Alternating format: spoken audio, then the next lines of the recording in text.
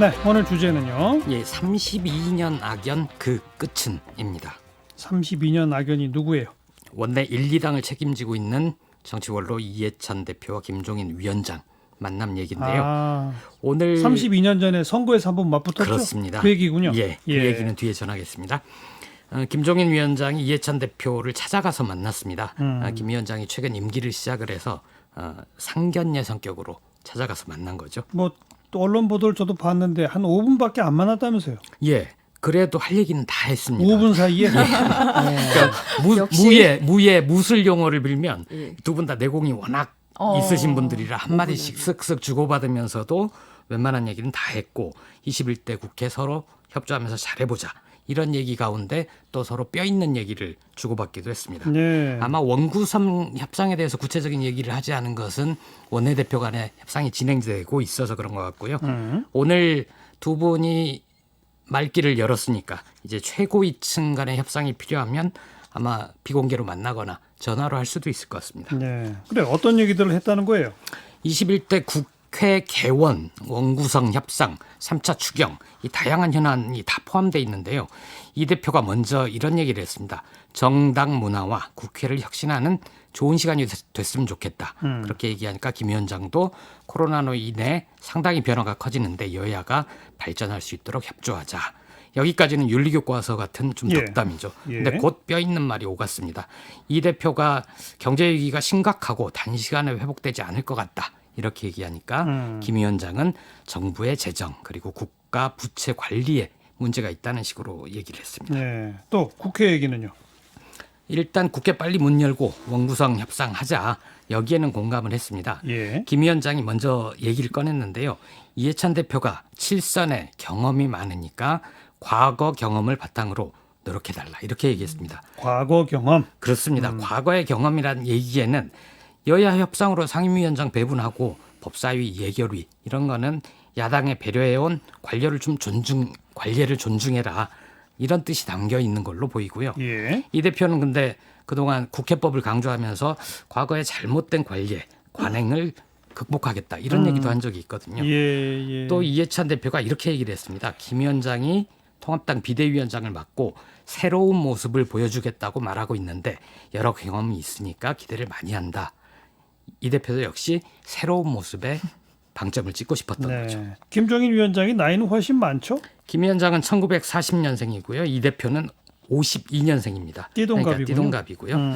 삶의 경로도 많이 다르죠. 이 대표는 박정희 정권 때부터 유신과 맞서 싸운 학생운동 출신 그리고 청양면의 면장집 셋째 아들입니다. 예. 김 위원장은 대한민국 초대 대법원장 김병로 선생의 손자죠. 그렇죠. 그런데 전두환 신군부의 국가보위 입법회의에 참여를 했고 민정당 비례대표로 정치에 입문하게 됐습니다. 네, 그 이해찬 대표가 처음 국회의원 선거 출마했을 때 둘이 맞붙었던 거 아닙니까? 예, 관악을이었고요. 예. 김 위원장은 거기가 태어난 곳이고 이 대표는 대학을 다닌 곳입니다. 예. 저도 그 동네에 살아서 아직도 그때가 기억이 나는데요. 합동요새도 가봤거든요. 근데 기억은 몇 안 살 나서 때예요? 몇 살 때? 대학교 1학년 때였습니다. 어허. 당시 자료를 찾아보니까 민정당 후보 김 위원장은 바른말을 하는 여당 내에 올바른 진언자가 되겠다. 1987년 민주화운동 이듬해에 열린 총선이라 88년 4월이니까. 전두환 노태우 군사정권에 대한 비판 여론이 높을 때였거든요. 그러니까 선거 전략이 할 말 하는 진언자 이렇게 했던 거고 포스터는 오직 관악을 위하여 해서 지역 공약에 집중을 했습니다. 예. 이해찬 대표는 36살이었죠. 정치 초년생이었고 당시 기억하는데 굉장히 카랑카랑한 목소리로 이번 총선은 깡패 집단과 민주주의의 싸움이다. 전두환 씨 일가 비리를 척결하겠다. 이렇게 목소리를 높였습니다. 예. 포스터에는 제야의 양심, 선명예당 이렇게 내세웠고요. 거기서는 이해찬 대표가 이겼죠. 예, 거기서 이기고 내리 5선을 합니다. 그렇죠. 초선 국회의원으로 광주청문회, 오공청문회 이런 데서 좀 두각을 나타냈었고요. 환경노동위원회 해서 또 굉장히 질의를 날카롭게 했었습니다. 노무현 전 대통령과 함께 청문회 스타로 부상을 해서 김대중 정부 때는 교육부 장관, 노무현 정부에서는 국무총리를 지냈습니다. 탄탄대로를 달렸고요. 근데 김 위원장은 그때 선거 충격이 컸던 것 같습니다.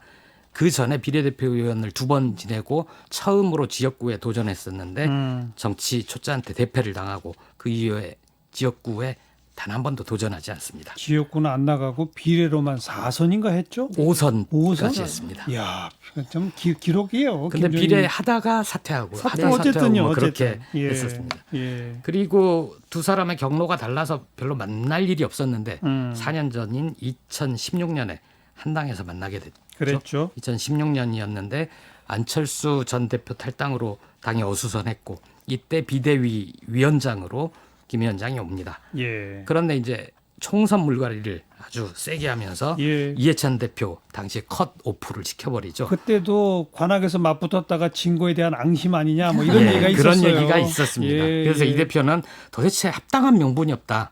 무소속으로 세종시에 출마해서 당선됐고 다시 당으로 돌아옵니다. 그렇죠. 이때가 이제 세 번째 두 번째 인연이었다면 예. 세 번째가 지난 총선 때 양당의 선거 사령탑을 맡았고 그렇죠. 결과는 아시는 대로입니다. 다 이겼네요. 5분 동안의 만남 이제 그 앙금이 좀 있을 수도 있겠네요. 예, 30년 동안 결정적인 국면에 3번이나 부딪혔으니까 앙금이 없을 수는 없을 것 같습니다. 그런데 이제 한 분은 우리나라 나이로 80을 넘겼고 또 한 분은 70을 바라보지 않습니까? 이 대표는 이번 8월이면 당대표직에서 물러나고 김 위원장도 내년 4월이면 그럴 것 같습니다. 두 분 다 정치 원로인 만큼 코로나 위기 그리고 코로나 이후 시대 국민이 바라는 바를 잘 알 것 같습니다. 예, 아마 예. 사감에 얽매이지 않고 국민을 위해 일하는 국회를 만드는 유종의 미를 거두지 그렇죠. 않을까 싶습니다. 21대 국회의 새로운 어떤 정치 문화, 풍토 그 초석을 좀 닦아줬으면 좋겠네요. 말로만 듣던 협치를 보고 싶습니다. 자, 뉴스 사이다였습니다.